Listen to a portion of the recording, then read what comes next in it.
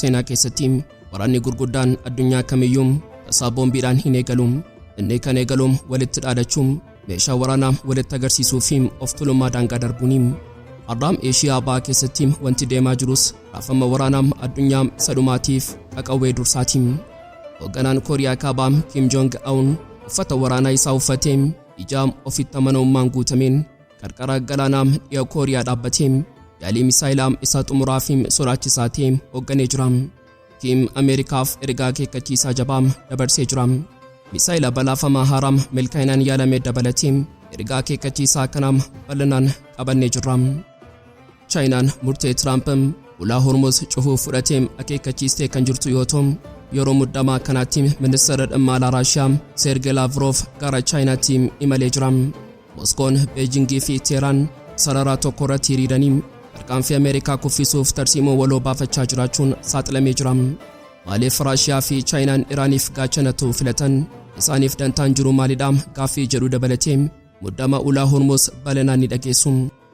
Tiraamp gaazexaa Ameerikaa New York Times arrabsuun Washington Post kan balaaleffate yoo ta'u, miidiyaa CNN qeeqee Wall Street Journal irratti ammoo himata banee jira. Tiraamp sababni inni miidiyaalee kanarratti duulaa jiruuf waan isaan lola Iraanii fi Ameerikaa irratti odeeffannoo haqaa kan Tiraamp faallesuu qoodanii fi isaan Iraan hin cabne isheen kuufama Misaa'elaa guutummaa Bahaa giddu galeessaa haguuguu danda'u qabdii jedhanii jiru. Yoo xumuraatti nu faana tursan iccitii kana bal'inaan ni dhageessu. Qophii keenya like gochuun jalqabaan affeerraa keenya yeroo maraati. Yooyaa ashamaar kafuuniim kabajamtoota dhaggeeffattoota keenya kun Oromiyaa 24 News dha. Kanneen chaanala YouTube keenya faaraa taatan subscribe gochuun maatii keenya taam. Qophiin keenya namoota hedduu biraa akka ga'uuf like share gochuun waliif qooduun dagatinaa. Dhagaa xumuraa qophii keenyaatti turtii gaarii.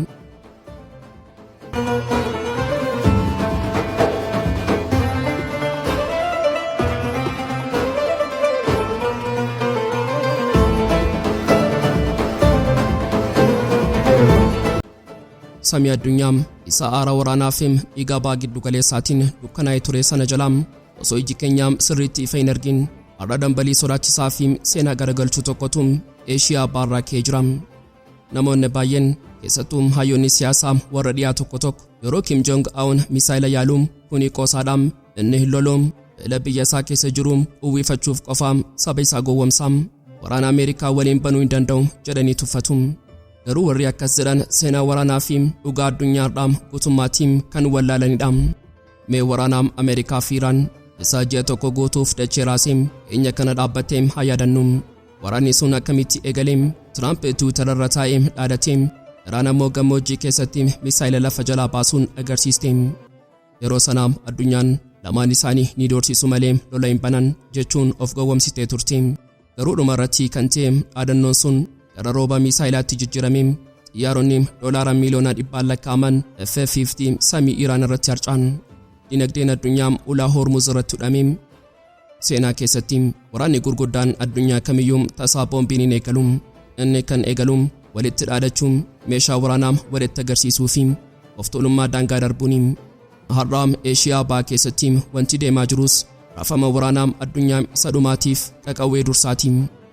Har'a Kibxata Ebla 14 2026 oduun peentaagoonii fi masaraa White House dhiphina guddaa keessa galchee miidiyaa Kooriyaa Kaabaarraa ifa ba'ee jira.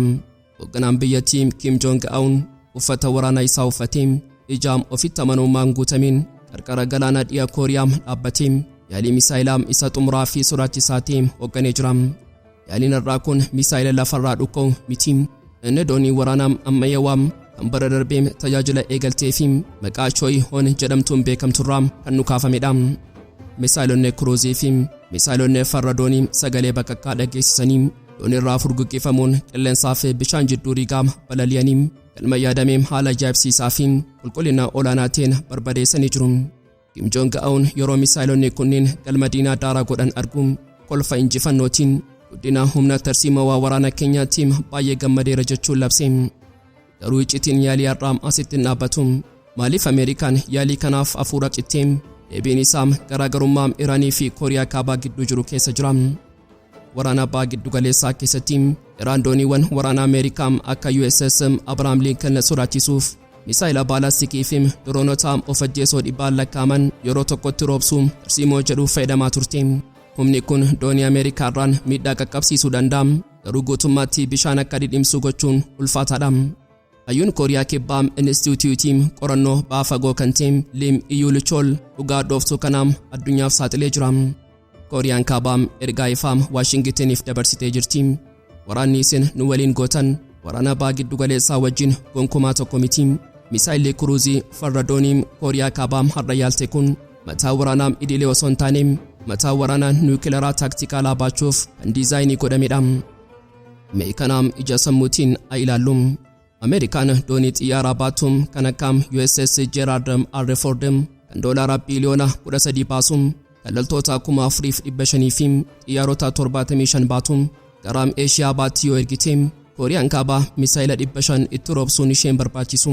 Misaa'ela Kuruuzii tokkichaa kan niwukileeraa taaktikaalaa baatuun bishaan irra ooftee yoo itti dhukaaste dooniin guddittiin sun daqiiqaa tokko keessatti gara cileetti jijjiiramte ummata keessa jiru wajjin bishaan Paasifiik jalatti awwaalamti. Kuni dandeettii asymmetric annihilation yookaan barbadeessuu madaallii hin qabne jedhama. Kiim Jong Un Tiraamp yoo dhufe ani doonii isaa qofa osoo hin taane galaanicha guutuun ibiddaan niqaam jechaa jira. Wanti haala kanaam caalaam Ameerikaan naasisuu ammoo harka Raashiyaati. Kooriyaan Kaabaa biyyeettii fi waggoota 30f ugguramaa jala turte. Akkamitti doonii ammayyaawaa Chooyihoon ijaarrachuu fi misaa'elaa akkasii tolfachuu dandeessi. Miseensi paarlaamaa Kooriyaa Kibbaa Yu Yong Won iccitii dhiigaa kanaam saaxilee jira. Waraana Yuukireen keessatti Kooriyaan Kaabaa obbolummaa dhugaa agarsiisuun loltoota ishee fi meeshaa waraanaa ishee miiliyoonaan lakkaaman Raashiyaaf ergitee jirti. Pireezidaantiin Puutiin gatii kanaaf maal kafalee? Innis teekinooloojii waraanaa fi galaanaa isa xumuraam dhiyeessee jira. Har'a dooniiwwan Kooriyaa Kaabaa gargaarsa injineerota Raashiyaatiin ijaaramanii fi ammayyaanii humna galaanaa Ameerikaa Eeshiyaa keessa jiruuf sodaa du'aa ta'anii jiru. Kuni qindoomina sadeen sibiilaati. Ameerikaan baa giddu galeessaa keessatti Iraan waliin waraana madaallii hin qabne lolte. Dooniiwwan ishee dadhabsiiftee baajeta ishee fixxee boqonnaa barbaadaa jirti. Garuu Kiim Jong Un boqonnaa hin qabu. Inni yeroo Ameerikaan madooftee laaftu kanam qacarraam argateem nagaan waliin buusaam yoo diddan garuu dacheen keessanii fi dooniin keessan kan ittaanee barbadaa'u taam jechuun ulee niwukileeraa mormaa Tiraampitti waan qabaa jiru fakkaata. Waraanni Ameerikaan Saaddaam Huseen irratti bantee salphaa ture. Sababiin isaa Saaddaam kophaa isaa diinaan marfamee ture. Garuu har'a addunyaan garagaltee jirti. Iraan gareewwan diddaa ijaaruun Kooriyaan Kaabaa immoo Raashiyaa fi Chaayinaan harkaan wal qabachuun gooftummaa Ameerikaa jilbeenfachiisanii jiru. Warri Kiim hin lolu jedhanii qoosan seenaa waraanaa Iraan irraa barachuu qabu. Dhaadannoon har'aa waraana boruuti. Yaaliin misaa'elaa niwukileeraa doonii Chooyihoon irraa har'a dhukkee kun qawwee obboroo waraanaa addunyaa sadaffaati. Ameerikaan amma baa giddu galeessaa irraa baqattee Eeshiyaatti deebituus bakka hundattii kiyyoo ibiddaaf rooba misaa'elaa ishee eeguu jalaa miliquu hin dandeessu. Addunyaan dhugaa haarawaa barachaa jirti. Teekinooloojiin waggaa 50f bitame kutannoo fi of kenniinsa biyyoota baatiin guutummaatti kufaa jira. Samii baa giddu galeessaa isa baatii tokkoof aara boombii fi ifa misaa'elaatiin haguugamee ture jala har'a ifti nagaan xiqqoon tokko mul'achuu eegalee jira. Waraanni kallattii dheekkamsa seenaa jedhamuun Ameerikaa fi Israa'eliin labsame madaallii sodaachisaa Iraanii fi gareewwan diddaa agarsiisaniin dirqamaan akka dhaabbatu ta'ee jira. Haa ta'u malee dhukaasni qawwee yeroof dhaabbatus pireezidaantiin Tiraamp fi Pentaagoon kasaaraa waraanaa kana dhoksuuf tooftaa dhokataa fi suukanneessaa biraa baafatanii jiru. Innis waraana dinagdee fi ugguraa buufataalee galaanaati. Ameerikaan yeroo Islaamabaad keessatti mariin nagaa deemaa jiru kanatti daldalaa boba'aa fi meeshaa Iraan guutummaatti hudhuuf dooniiwwan waraanaa ishee buufataalee Iraanitti marsaa jirti. Doonii waraanaa sagalee malee uummata balleessuu fi biyya jilbeenfachiisuuf yaadamedha. Garuu Tiraamp waan guddaa tokko dagatee jira. Iraan kophaa ishee dachee kanarraa hin dhaabbanne. Harka dhedheeraa fi gaachanoota sibiilaa kanneen Empaayerii Ameerikaa of duuba deebisan of cinaa qabdi. Har'a Kibxata Ebla 14/2026 addunyaan ija ishee gara ba'a fagootti yeroo naannessitu Chaayinaa fi Raashiyaan uffata dippiloomaasii uffatanii garuu onnee waraanaatiin Iraaniif gaachana ta'uuf dirree seenanii jiru. Mee tapha siyaasaa addunyaa garagalchaa jiru kana ija xiinxalaatiin gadi fageenyaan haa ilaallu. Jalqaba irratti sagalee jabaa Beejing irraa dhaga'ame dhaggeeffannu. Ministeerri dhimma alaa Chaayinaa ibsa addunyaa warra dhiyaa raasee fi onnee Waashingitaniin dhaabu tokko kennee jira. Bebbemaan ministericha Goojiyaa kun tarkaanfii Ameerikaan buufataalee Iraan irratti fudhattee dhiibbaa dippiloomaasii qofa osoo hin taane tarkaanfii balaa qabuu fi itti gaafatamummaarraa fagaatee jechuun ifatti balaaleffate. Chaayinaan afaan dippiloomaasii laafaa sana dhiistee ifatti quba ishee masaraa White House itti qabdee jirti. Maaliif Chaayinaan yeroo kanaam afaan jabaa kanaan dubbattee iccitiin isaa waliigalteen dhukaasa dhaabuun inni amma jiru akkuma qilleensa barii baay'ee haphiidha. Ameerikaan waraqaarraan nagaa labsitee lafa jalaan garuu buufataalee Iraaniitti doonii waraanaa baay'isuun ishee Iraaniin aarsitee waraanni lammaffaa akka dha'u dirqisiisaa jirti. Chaayinaan kana sirriitti hubattee jirti. Ameerikaan gocha isheetiin nagaa haphii kana cabsuu fi Hulaa Hormuz irratti geejjiba nagaa balaa keessa galchuuf hojjechaa jirti jettee Chaayinaan. Kun erga Ameerikaa qofaaf osoo hin taane addunyaa guutuuf kan dabarfamedha. Yoo waraanni kun deebi'ee dho'e itti gaafatamtuun Iraan osoo hin taane Ameerikaadha. Wanti hunda caalaa nama ajaa'ibu ammoo Chaayinaan dubbachuu qofaan hin dhaabbanne hojiitti seentee jiraachuu isheedha. Guyyaa har'aa kana xiyyaarri addaa tokko magaalaa Beijing yeroo qubatu keessa isaa namicha addunyaan warra dhiyaa akka seexanaatti sodaattu tokkotu bu'e. Innis ministeera dhimma alaa Raashiyaa Sergey Lavrovidha. Lavrov gara Beijingitti kan dhufe bashannanaaf yookaan daldalaaf osoo hin taane inni waraqaa iccitii pireezidaantii Puutiin irraa fuudhee madaallii ba'aa giddu galeessaa Chaayinaa waliin qindeessuufi akkuma miilli Lavrov dachee Beijing tuqeen waajjirri isaa oduu tokko baasee Lavrov kaleessa halkan ministeera dhimma alaa Iraan Abbas Araghchi wajjin bilbilaan marii dheeraa fi iccitii ta'e geggeessee jira. Kun kan agarsiisu Moskoon Beijingii fi Teheraan sarara tokko irratti hiriiranii tarkaanfii Ameerikaa kuffisuuf tarsiimoo waloo baafachaa jiru jechuudha. Gaaffii guddaa tokko haa dhiyeessinu. Maaliif Raashiyaa fi Chaayinaan Iraaniif gaachana ta'uu filatan? Isaaniif dantaan jiru maalidha? Deebiin isaa seenaa morkii addunyaa yookaan global hegemonii keessa jira. Pireezidaantiin Puutinii fi pireezidaantiin Xi Jinping waan tokko sirriitti beeku. Iraan ba'aa giddu galeessaa keessatti kellaa dhumaa warra baati. Yoo Ameerikaan Iraaniin jilbeenfachiise yookaan dinagdee ishee laamsheessite tarkaanfiin Ameerikaa inni itti aanu guutummaatti Eeshiyaa to'achuun Raashiyaa fi Chaayinaa hudhuudha. Kanaafuu Iraan eeguun dantaa ofii eeguudha. Yeroo Ameerikaan buufataalee Iraan uggurtu Chaayinaa fi Raashiyaan gura kana cabsuuf dooniiwwan daldalaa isaanii fiduun yookaan sirna daldalaa dhuunfaa uumuun nuti Iraaniin beelaan akka hin duune ni eegna jechaa jiru. Kuni dinagdeedhaan Ameerikaa waraanuudha. Wanti biraan addunyaa raasaa jiru Beijing irraa wiirtuu dippiloomaasii addunyaa taatee mul'achuu isheeti. Osoo Lavrov achi jiru dhaaltuun aangoo United Arab Emirates Muummichi ministeera Spain Pedro Sánchez fi pireezidaantiin Vietnam Tolam hundi isaanii Beijing keessa jiru. Pireezidaantiin Xi Jinping Sheikh Khaled wajjin yeroo mari'atu Chaayinaan ba'aa giddu galeessaa fi galaana Arabaa keessatti nagaa buusuuf gahee ijaaranii taphatti jedha. Kuni ergaa guddaa qaba. Ameerikaan ba'aa giddu galeessaa keessatti waraana banti.